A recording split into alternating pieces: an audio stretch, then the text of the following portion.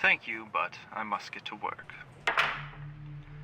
First of all, let's get this clock going. Set the time, and start. Good. Let's get started. Testing. Right.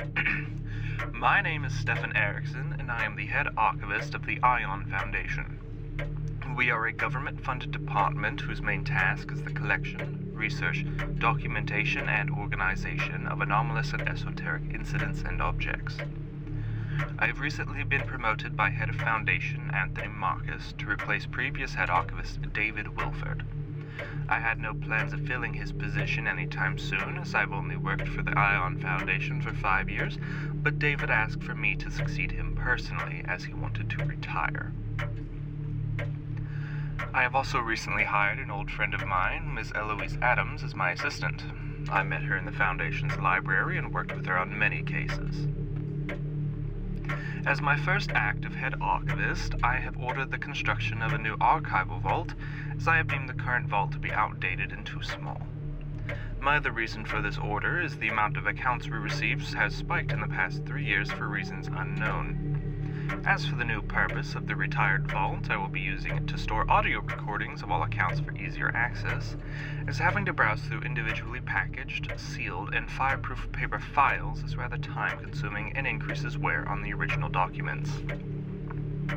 I would have digitized the accounts into audio recordings, but due to an incident years ago that cost the Foundation some equipment and lives, I've elected to use a tape recorder I found in storage instead, as small metal cassettes are rather convenient. Moving on to how the Foundation was created and operates. The Aion Foundation was established September 15, 1789 by the Safekeeping of Records and Seal of United States Act to help explain the questionable happenings in newly explored lands. Statements are written down by 2 scribes in one of multiple lighthouses across the United States, and objects are collected by staff. Then, an investigation is started while one statement copy is prepped for transport. There is at least one lighthouse report center in every state located at its capital. Secondary centers are available if a state has a high enough population.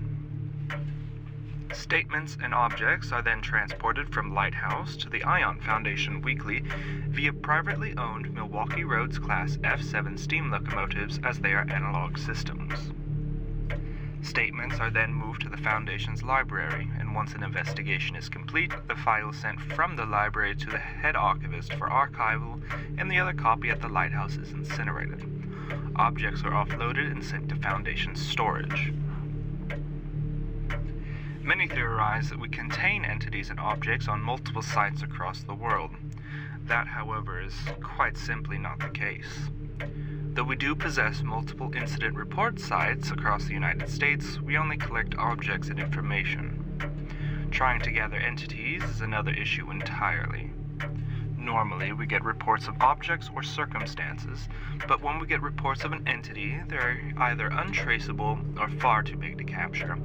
And even if we did manage to capture one, we would most likely not be able to contain it, as many of them are blatantly aware that our laws of physics do not apply to them. If we do encounter an entity, we normally close down the particular area and produce an excuse as of to why. Unfortunately, many of these sites are never reopened to the public. Now, for the first file of my new career. Let's see. Statement number 2007-07-18. Welcome, Stefan Eriksson, to the strange and enigmatic world of the Aion Foundation.